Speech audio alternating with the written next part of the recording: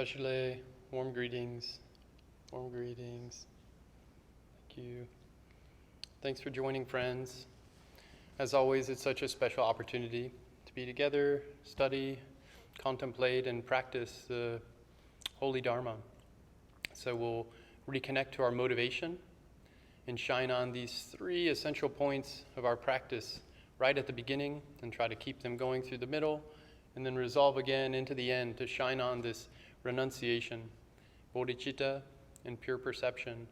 So renunciation, this joy and just very kind of like sincere, kind of luscious, kind of sizzling, kind of closeness feeling for all the special things we have going in our favor now to connect with the Dharma and this body and this world system, these precious teachings taught by these precious teachers amongst this precious community. So really kind of like let that sizzle on and just kind of temporarily at least put aside the things that we're not so happy with or that are a little more kind of not so comfortable for us. Just kind of, we have a short little window together and we'll just kind of set those things aside for this brief little window at least, kind of be more in the gratitude, a mode of joy, kind of a deep kind of contentment, this nourishing quality of being in a space of Dharma. And then secondly, this living experience of bodhicitta, the heart-mind of awakening or of enlightenment, to really let ourselves kind of connect with that essential goodness we have and the goodness in others and all beings, all of us wanting to be happy and wanting to not be suffering, not go through all this dissatisfaction. We all have this tenderness that we really do want to, have an ongoing kind of sense of peace and well-being. And yet it's a fragile situation. It doesn't last so long. So I have this tenderness of heart and also this bravery of heart that may I really be a healing balm in all circumstances for all beings I'm in touch with. May I be the exact perfect medicine to heal all wounds, to celebrate all lovely kind of amazing goodness expressions we have too. So this bodhicitta, really turn this on, that may all beings have liberation, freedom, and may I take that responsibility to bring that forth. And then thirdly, pure perception, not getting so hooked by our kind of how convinced we are that something's bad, something's wrong, that something's broken, or stuck, or needs to be removed, or is stained, is covered, kind of temporarily at least setting that kind of way of vision, like putting that down, relaxing that a little bit, and instead connecting to that openness quality of our mind and of our heart, the kind of fresh, glowing, really connected sense of kind of this tenderness that really also kind of has this inherent dignity and this bright, kind of brilliant prajna quality. And like connect to that inner goodness, this Vajra pride or pure perception. So we kind of lighten all these three all at once. And then in one sense, just say we're being natural, kind of reconnect to our own nature.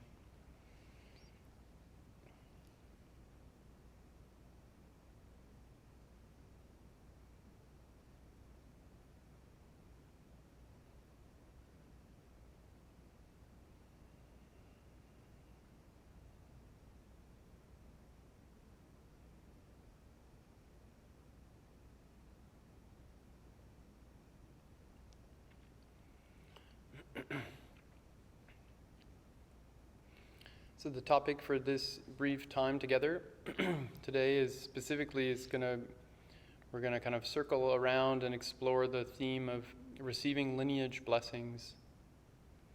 What does it mean to receive lineage blessings? So this is such a deep, profound, very crucial, important topic. For all practitioners, for Buddhists, for Mahayana Buddhists, for Vajrayana Buddhists, this is like such a critically important, special, really important aspect of our study and our practice, receiving lineage blessings. And so I'm kind of in one way, always there's a question for me of having it be a living experience, the Dharma. So I kind of, this is such a deep, really important topic. Blessings, receiving blessings, connecting to lineage blessings. And there's a lot of ways to go about kind of exploring this or opening this. And that freshness of the inquiry is that it has to be alive and living. And at the kind of truth of my situation, my capabilities is I'm very limited. And so I kind of, in one way, want to be spontaneous. In another way, it's like jumping off a cliff and hoping I can fly. So I'm going to rely on the words of the Buddha here. And we're really following the footsteps of the Buddha and of Guru Rinpoche and these lineage masters. Okay? Receiving lineage blessings. What is lineage? This is one, I'm in my kind of reflection for some time, this is one of the aspects of Buddhism, and Vajrayana Buddhism in particular, that's an outstanding, brilliant quality. That we have an uninterrupted, stainless, living lineage. It goes all the way back from now, all the way into the past to the Buddha Shakyamuni, and it's uninterrupted. This is really such an extraordinary quality of Buddhism in the world today.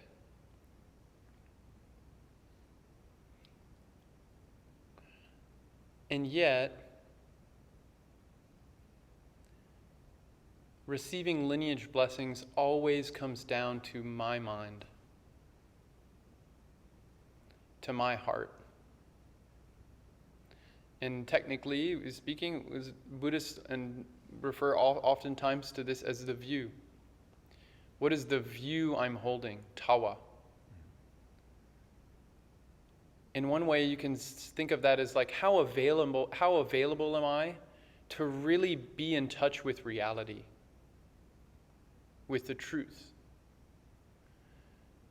How ready am I to really honestly, vulnerably let my real experience right now be fully informed with the truth of reality?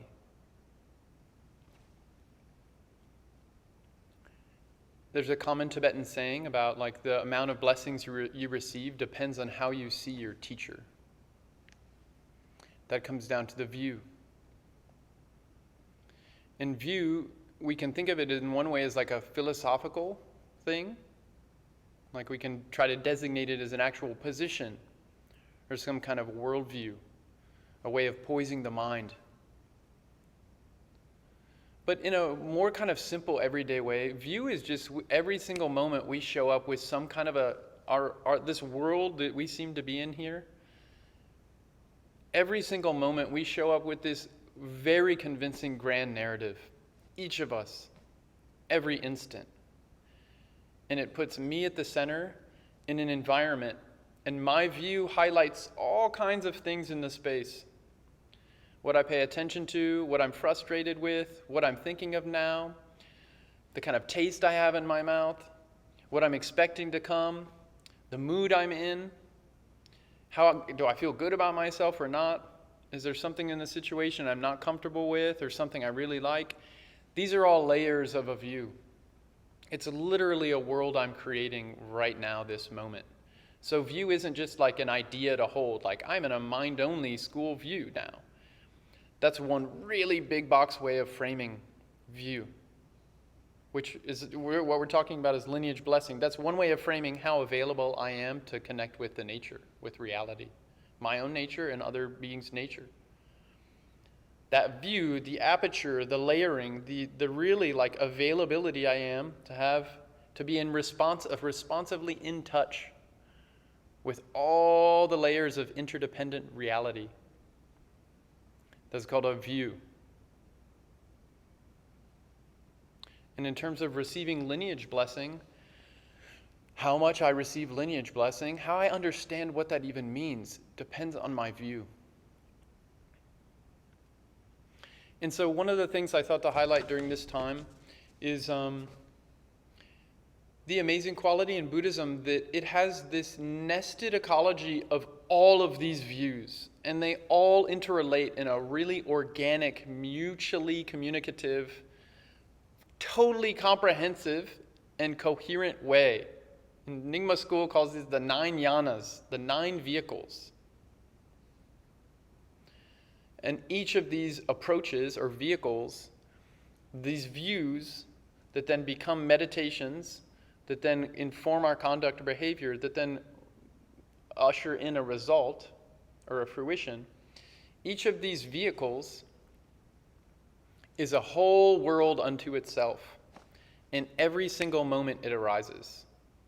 The view arises right now, which what am I sustaining the view? That's the meditation. And how am I moving and speaking in space? That's my behavior.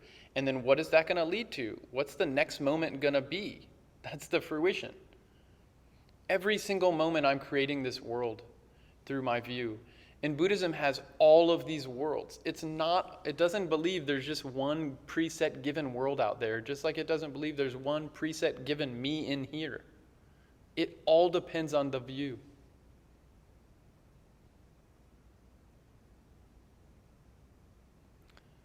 So, to jump right in, there's 4 philosophical schools in Buddhism.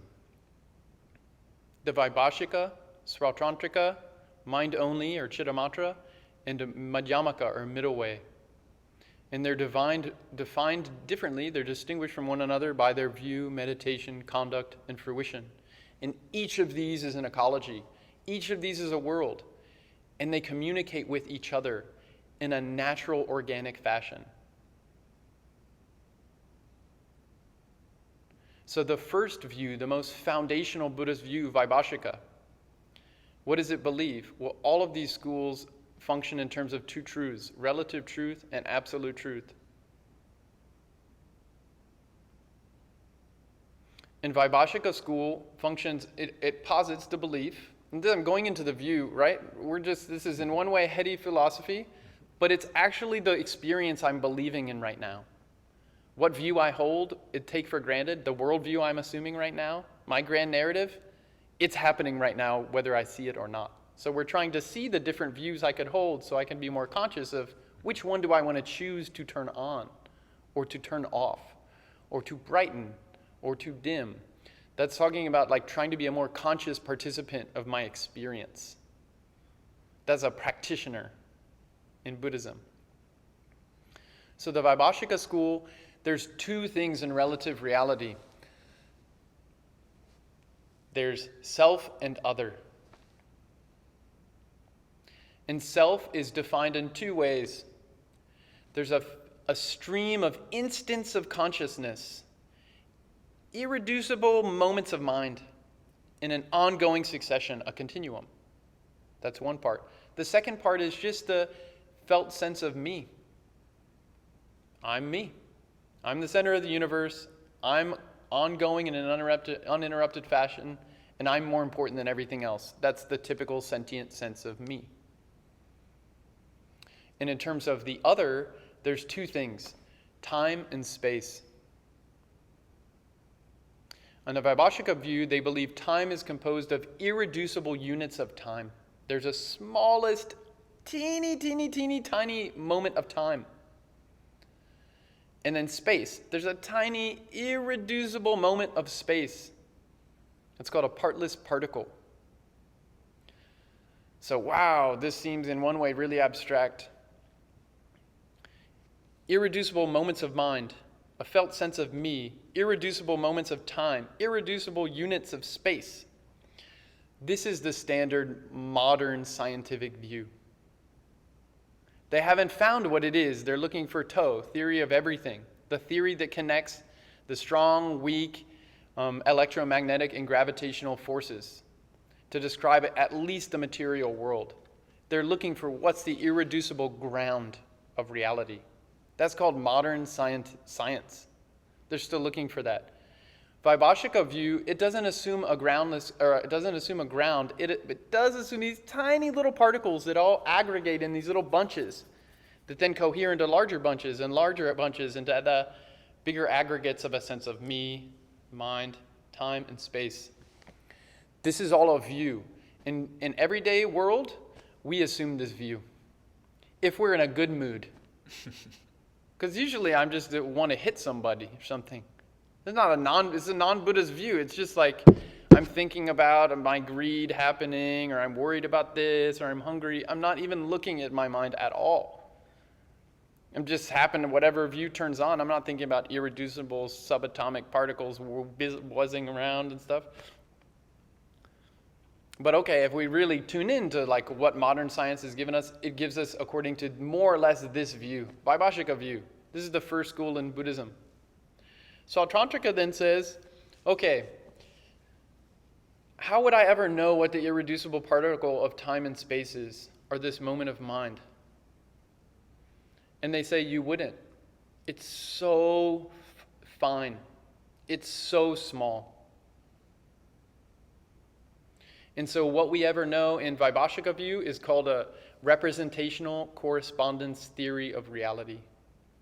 I have an idea or an image or an impression that kind of generally represents or kind of overlays on itself onto what's absolutely true, which is these universal actual things that are there that I can never directly perceive. All I ever perceive is my representation of them. And this is like a teeny, minuscule, like very fine-tuned representations of mind and space and time. Okay? So I'm not ever in touch with an irreducible partless particle or something. I'm only ever seeing my perception of them. Okay? So that's basically, really, I'm saying this is really basic. This is basic Sautantrika view. Then mind-only school, the third philosophical view, says that makes no sense. In one way, they're pointing out that Cartesian duality makes no sense. How would mind and non-mind ever interact? How would matter and non-matter ever interact? If they're two fundamentally different things, you have a universal kind of essence of something, and then my representation of it, which is mind, how would they ever touch? Because they're two fundamentally different types of thing. So mind-only school says it's all only mind. This is their fundamental view. There's only mind. It's just mind experiencing its own energetic habits.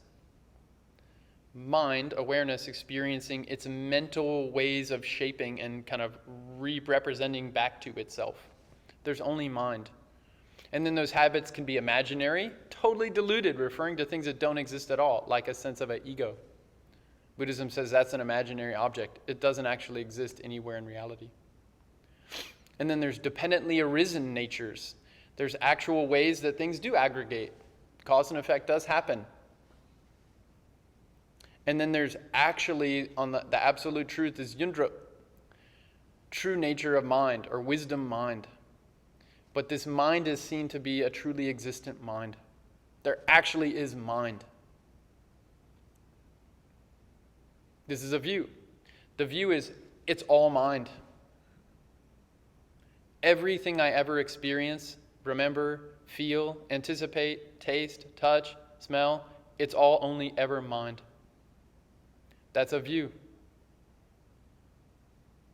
And then Madhyamaka, or middle way, comes in as the fourth school and says, even that has an error, that view.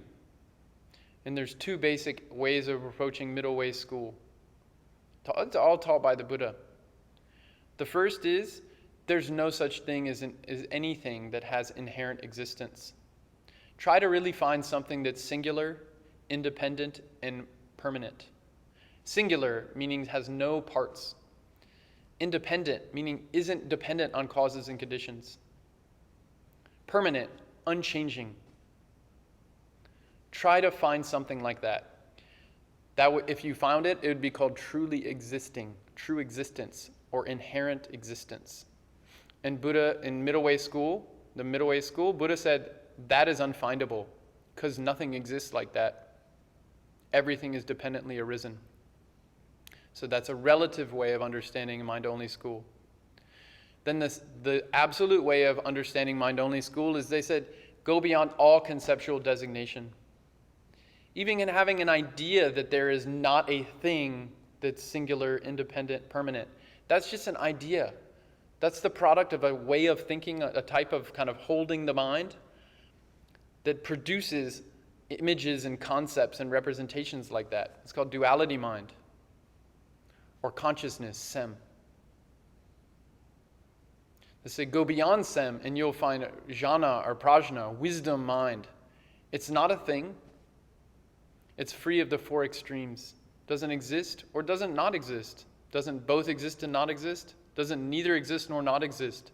It goes beyond all conceptual designation. It's how's it understood? Self-reflexively through wisdom awareness. This is a view. So am I in a view right now where there's all these aggregating, buzzing, irreducible particles of time, space, and mind? Am I in a view that sees, hey, I'm only ever experiencing my own representation of what this is. I never can really actually know what's happening. I only ever know my filter of what's happening. Thirdly, am I in a view that believes, oh, this is mind? Every single thing I've ever experienced is only mind. There's only ever mind. Or am I in a way of being that holds no position at all? It's total like flexible, omniscient wisdom ninja position. It's just true nature arising endlessly, ceaselessly. Try to find it, it's unborn. Try to pin it down, it's not arising. It's not abiding. Try to find where it dissolves into, you can't. It's unceasing. This is a view. This is the basis of Vajrayana Buddhism. So these four philosophical systems all happen within yanas 1, 2, and 3. It's called Shravaka Yana, Pratyeka Yana, Bodhisattva Yana. These four philosophical schools all happen in these first three kind of foundational vehicles. In addition to that is Tantra. And that's yanas 4, 5, 6, 7, 8, 9. So when we open up a conversation about receiving lineage blessings, the question that's most relevant is, what is the view I'm holding? Because that will determine what I'm available of reality to experience. Like, how fine is my attention, my awareness, how open is my heart to actually let reality inform my experience? That's just called receiving lineage blessing. Lineage is each of these ways, each of these sets of views that come with meditations, conducts, and results, they're entire world systems or ecologies. And use any one of them. Use the one that works for you. And it'll lead to liberation of oneself, of like one's mistaken sense of a self that's bound in these cycles of suffering. And they all will do it.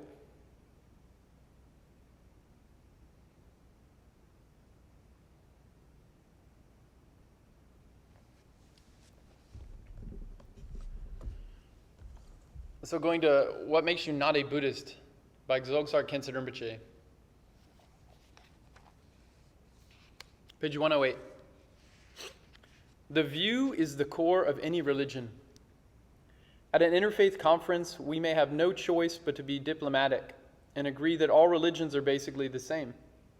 But in fact, they have very different views, and no one but you yourself can judge if one view is better than another. Only you, as an individual with your own mental capacity, taste, feelings, and upbringing, can choose the view that works for you. This is a Buddhist version of know thyself. The view I'm assuming this moment, that determines what I see and experience. So how available am I to receive lineage blessings? Because each of these views has a Buddhist lineage with it. They're not contradictory. They're mutually so enfolded within one another in a progressive inclusion that is more inclusive, more detailed, more directly expressive of the nature. That's how the 9 yanas unfold as the view becomes more and more accurate. 3 other quotes from this same book in this same chapter. It's the conclusion. This is just like throwing pebbles in a pond. Okay? One's inflexible self-righteousness takes up all the space that would allow empathy for others. My view. One's inflexible self-righteousness takes up all the space that would allow empathy for others. Only my view is right. Right? Another one, page 115. When you see that you will never come to the end of problem solving, that is the beginning of the search for inner truth. When you see that you will never come to the end of problem solving, that is the beginning of the search for inner truth. This is a very middle way statement. There's no end. It just keeps going. So what are we going to do about that? Try to find a definitive boundary of your view, of your world. It's unfindable. So what to do? That's the question that really activates the search for truth. Nevertheless, 117, instead of worshiping truth and venerating sadhus, this is an age that worships billboards and venerates liposuction. Instead of worshiping truth and venerating sadhus, this is an age that worships billboards and venerates liposuction. If we only pay attention to the most superficial, immediate, attention-grabbing features of reality, that's how much blessing we get. We get what's right in front of us. There's no more depth. It's just surface. We get a very superficial availability for receiving, to be informed by reality, by truth. That's a function of our own view, where our mind goes to and gets hooked in. And then lastly, even though these ecologies, these views, they all have this complete integrity and coherence within themselves as worlds that lead to liberation. Nevertheless, 122, Buddhism is not a survival kit for living. Buddhism is not a survival kit for living. Buddhism is not designed to make everything you want to come true. It doesn't give an answer to all the questions you have. It doesn't even have an official marriage ceremony. Buddhism is about waking up. Buddhism is about freeing all beings from suffering and the causes of suffering. And we use life in this situation to the best we can with whatever's happening to actually engender the causes and conditions for freedom to happen. Not so we get a nice house. This is a really important point.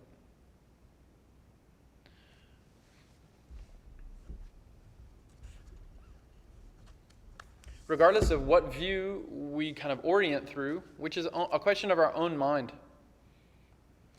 Our mindfulness sees what view am I in right now, because the view constantly changes if my mind is fickle. The view constantly changes. So in this book, this is such an important special book, Ruby Rosary, joyfully accepted by Vijayadas and Dakinis, is the ornament of a necklace by Tenli Norba Rinpoche. This is about the life, all the previous lives of His Holiness Dudjom Rinpoche. It's so amazing. This book is a newish book. It's really, really beautiful. So regardless of which view and which ecology, which world system we ourselves are in, and we choose, because I'm letting my mind be in that view right now.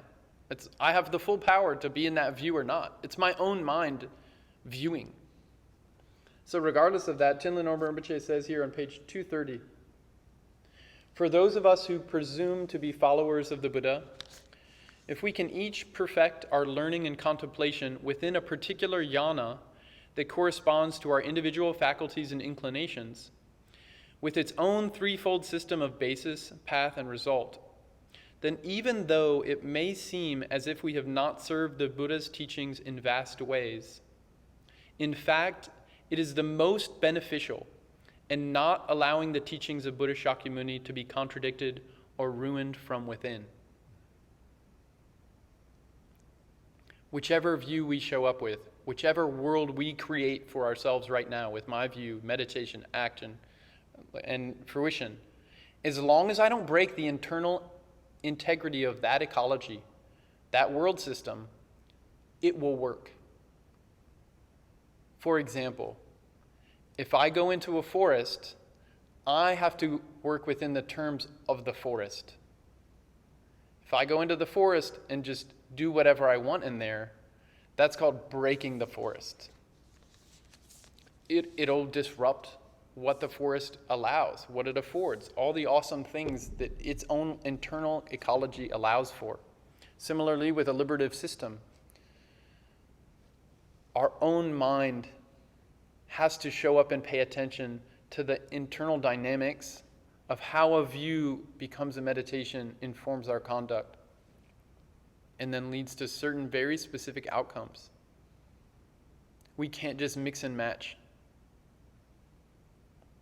We're the ones that have to show up with integrity to actually listen to the world we're in, to be with it, not just to enforce our own wants and desires on whatever's happening around us.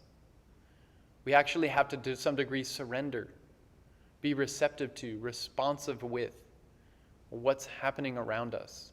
There's an internal ecology of my view. There's an external ecology of all these things that are interdependently cohering and communicating with one another. And am I doing that in a cooperative fashion that's harmonious, based on good conduct, good ethics, general reciprocity, a sense of care and concern, a tenderness and openness of heart, a genuine respect and reverence of the sacredness, of the amazing kind of special magic that every situation is this infinitely magical, nested system of all these causes and conditions coming together. Am I engaging that with a tender respect, a humble humility, a careful attention? Or am I just enforcing myself on my situation? Am I trying to convert the world according to my view? Buddhism is really against conversion, because people have their own ways of making sense and living life. Otherwise, it's really fundamentally violent.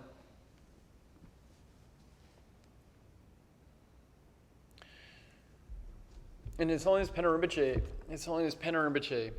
he has a book, Ocean of Blessings, Heart Teachings of Drubong Rinpoche. And here there's so many things. There's so many books here of special things. Page 10, he mentions about a monk, Sunak Shatra. He was the attendant to Buddha Shakyamuni for 24 years. You ever heard of his name? Sunak Shatra? The monk Shunakshatra the monk Shunakshatra was the Buddha Shakyamuni's half-brother and served him for 24 years.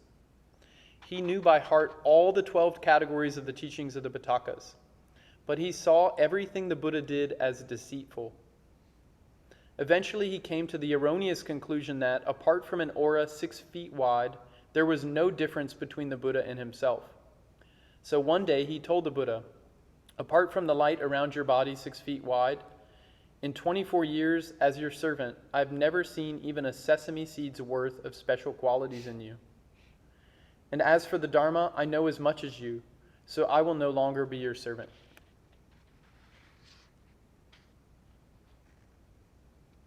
Sunakshatra served the Buddha for 24 years and was totally unavailable to receive the blessings of the lineage teachings. He saw everything the Buddha did as deceitful. He could recite all the pitakas, the baskets of the Buddha's teaching, but it just, like water off a duck's back, none of it was allowed to penetrate his heart, to open his mind, to be in a state of receptive learning. It didn't benefit him at all. Why? It's not that the teachings were erroneous. It's his own view was so distorted. It was so self-convinced. It was so unavailable to learn anything that he didn't learn anything. Being around the Buddha every day for 24 years. Receiving lineage blessings. This is not some passive theistic thing. You don't just say, I want something and you get it. You have to tune into the nature. You have to, if you want a view that's more inclusive, you have to turn that on in your own mind.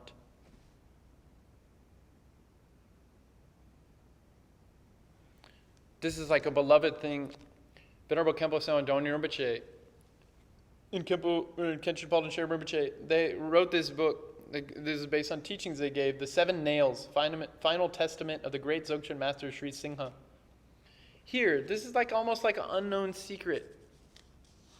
In the very beginning, Venerable Khenpo Tsewang Dongyal Rinpoche, he personally wrote all these homages to the Dzogchen masters during our time. These prayers here, they're so beautiful. And he composed them himself. The first is to the primordial Buddha Kuntuzampo, the great protector, right?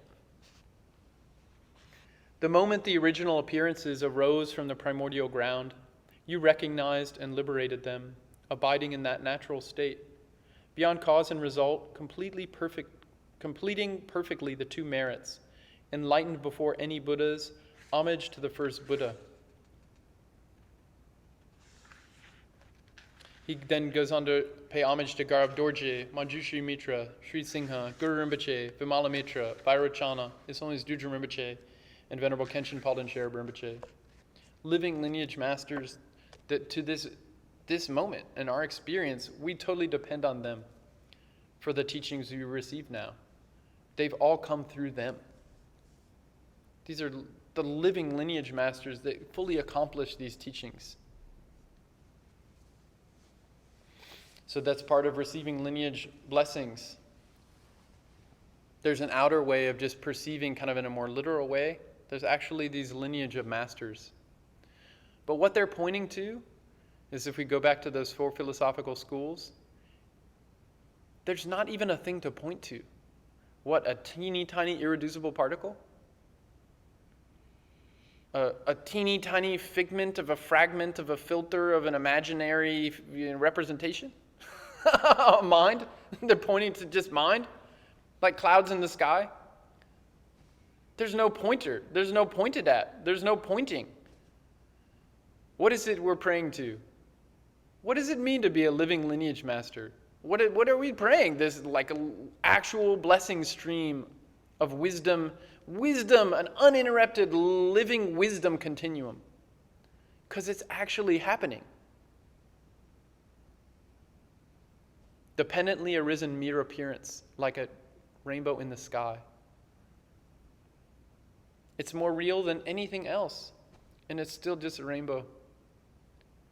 But if we use this rainbow, if we tune into the wisdom blessings, this rainbow will help us see that everything is a rainbow. It's all lineage blessing. If we tune into the teacher, they'll help us see everything as the teacher. They'll help us see everything as the Dharma. They'll help us see that everything is the nature happening. This is all living Dharma. And if we have a view that big, that inclusive, it just means we become natural. We finally just let go of all these ways we've shielded our view. We become fully receptive and responsive to lineage blessing. We become lineage. Uphold the lineage. We're just being natural. We're upholding our naturalness.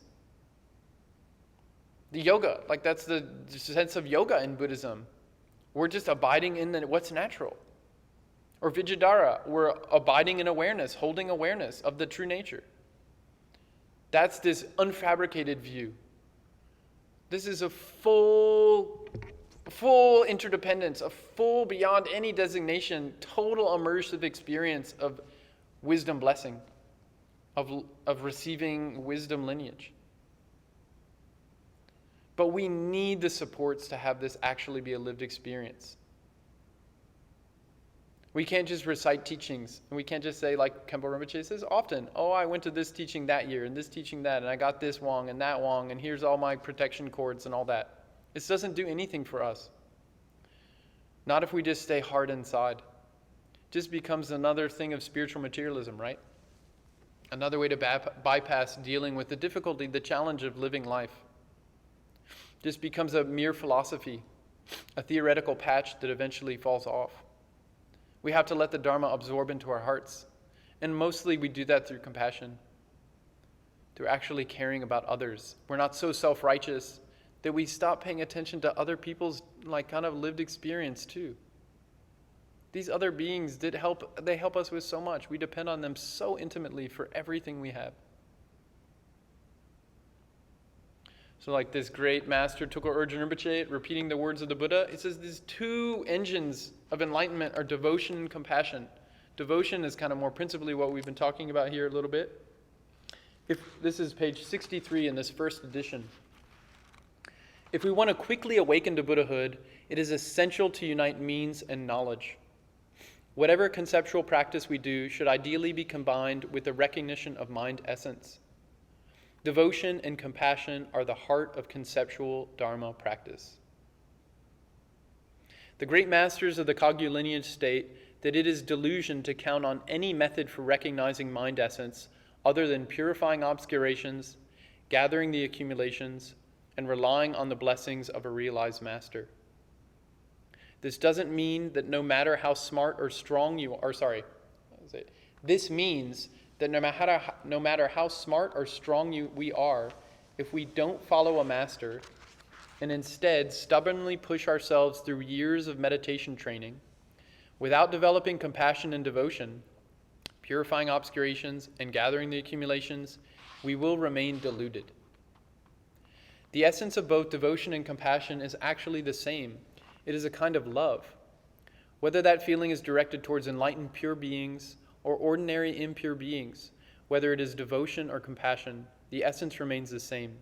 The mind is laid bare of thoughts at the moment the empty essence dawns nakedly and can be directly perceived. In the Kagyu lineage, devotion is always said to be the main quality to focus on, and so the Kagyu lineage is called the lineage of devotion. But compassion or devotion are the same in facilitating the realization of mind essence. To reiterate, our training in devotion, compassion, purifying the obscurations, and gathering the accumulations should be combined with recognizing mind essence. Otherwise, to reach enlightenment using means without knowledge takes a tremendously long time, 3 eons, according to the Sutra path. The Vajrayana path is much more swift.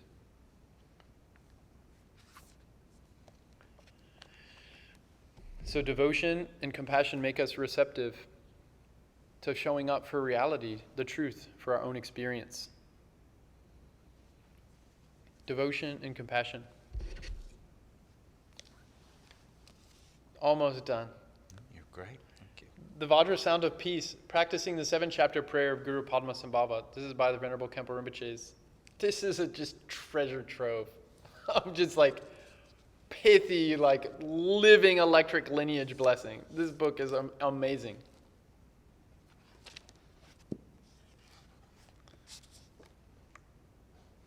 Okay, so here, page 217. 217. The gyakeg is a vine or a creeper. It grows with other plants. In Tibet, it's used for herbal medicine, and because it has red color, it's also used to dye woolen robes.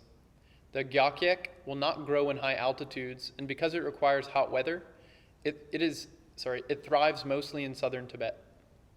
Guru Padma Sambhava used the example of the gyakeg plant and the heat that gives it life to make an important point about devotion.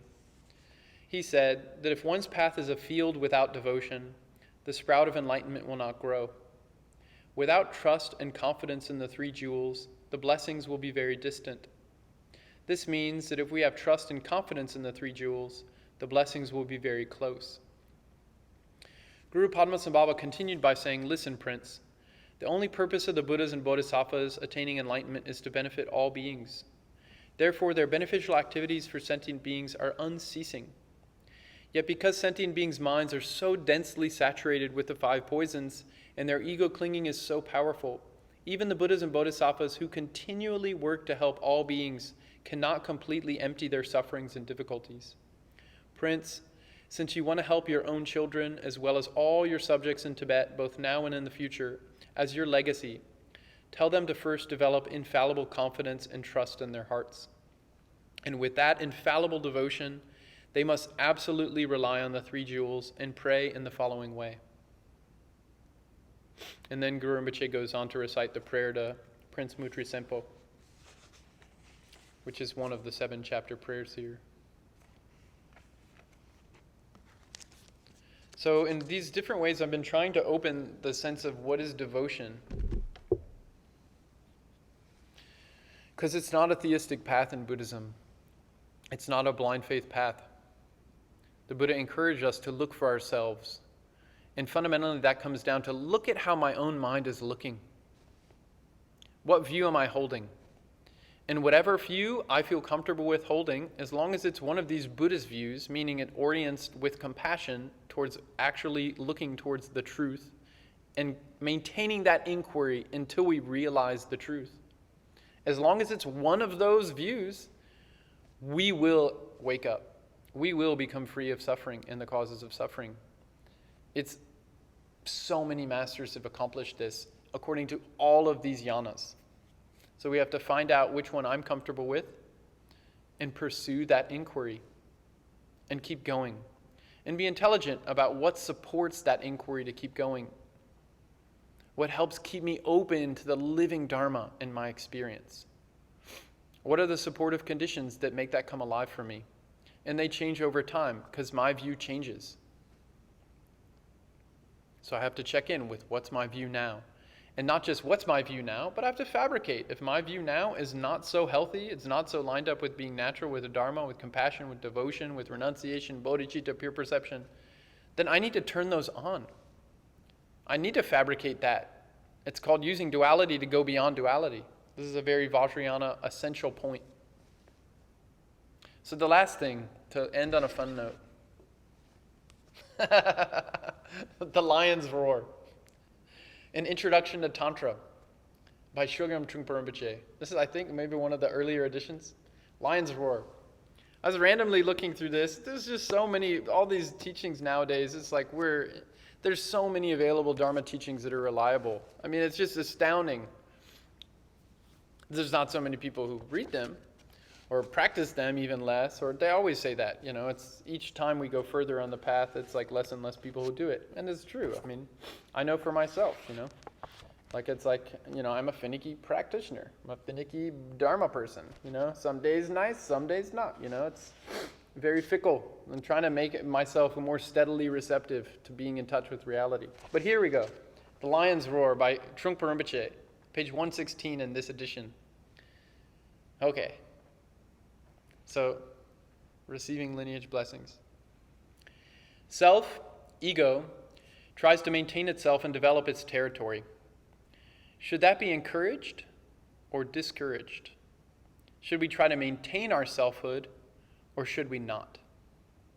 What would you say? Then there's a question and answer. Student, who should? Trungpa Rinpoche, I beg your pardon? Student, who should try to maintain itself?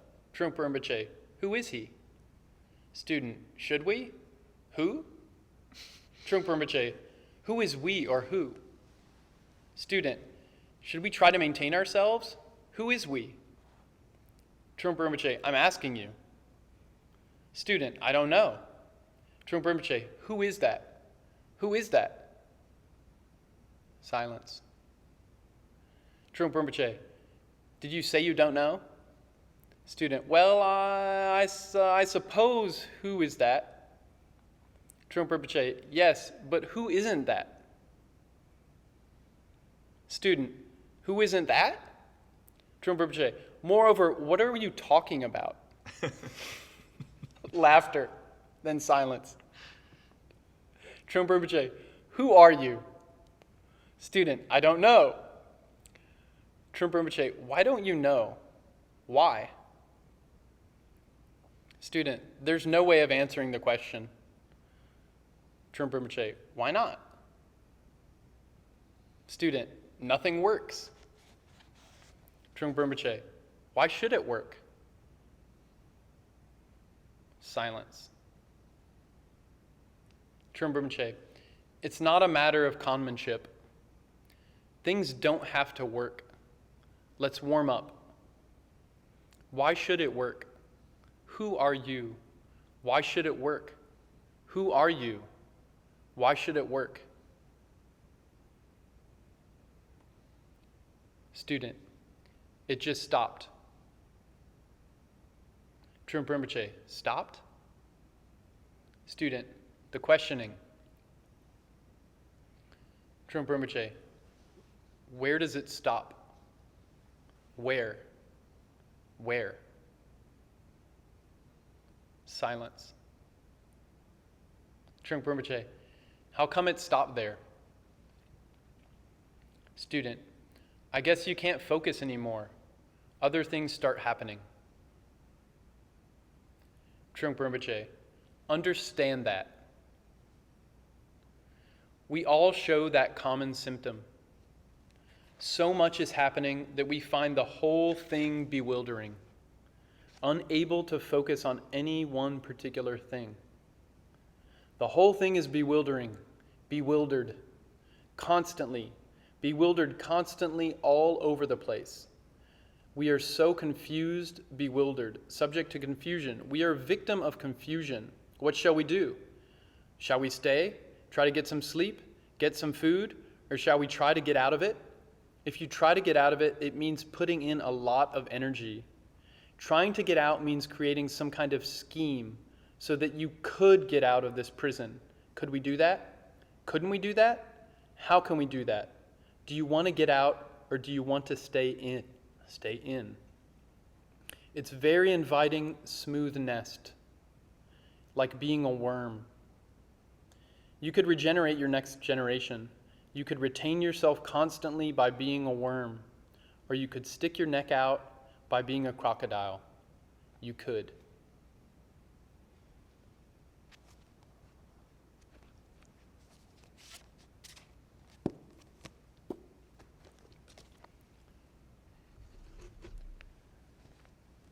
So, beautiful quality of Buddhism, of every view in Buddhism, is it dissolves itself.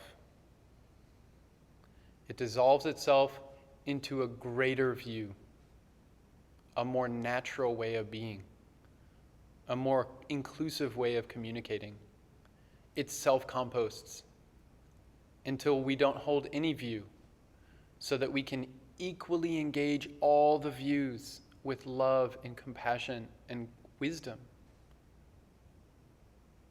When we try to play little tricks with our own views, little language games, when we try to avoid being responsible for what view am I in now? What world did I just create for everyone to have to be in? When we keep kicking that can down the road and we don't take actual accountability and responsibility for the view that my mind is in right now, then we become unavailable to receive lineage blessing.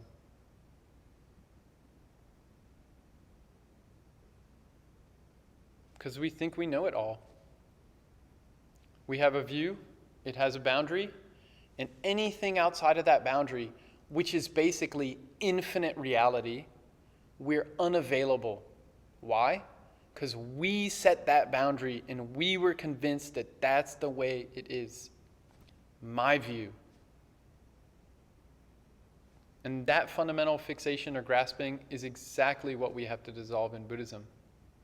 And this is the only way to receive lineage blessing.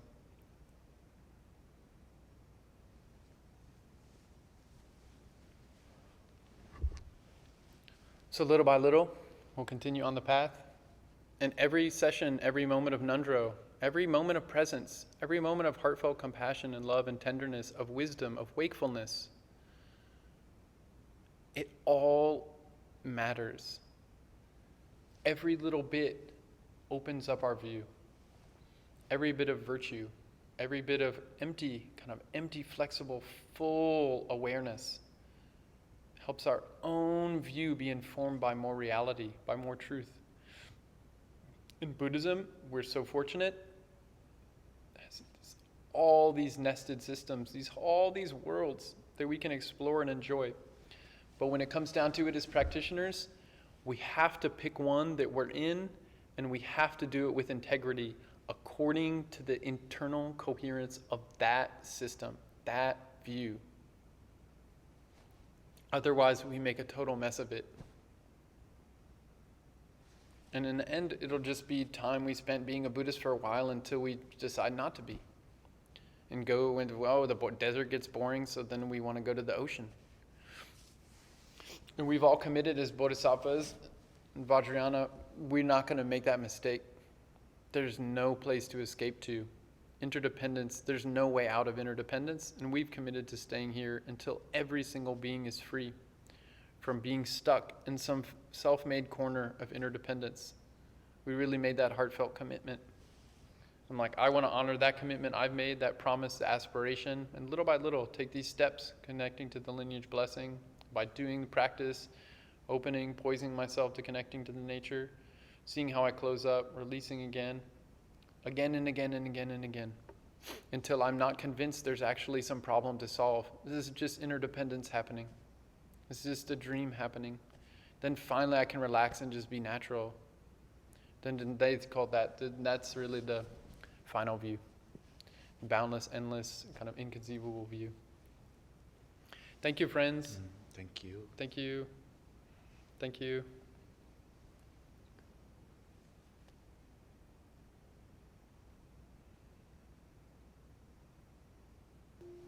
So for receiving lineage blessings, after exploring kind of very quickly some of the different views that we might be holding in our mind, and therefore like how we're shaping our experience, our reality, our world, I thought to emphasize that it's actually a really simple opening of mind, an opening of heart, to really connect to the lineage, to connect to this kind of, this powerful, the wisdom, the compassion, the tenderness.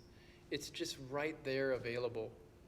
And I think it's very safe to say that each of us have experienced like a moment of just awe and wonder and kind of this grace and like a total empowerment in the sense of like uplifted goodness and just natural, fresh fulfillment.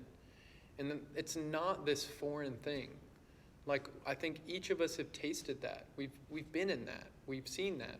And the path is just kind of being that way more, being more available to that. And I think, as we all know too, like especially for Buddhist practitioners, we're studying and practicing the path. It's a very involved process.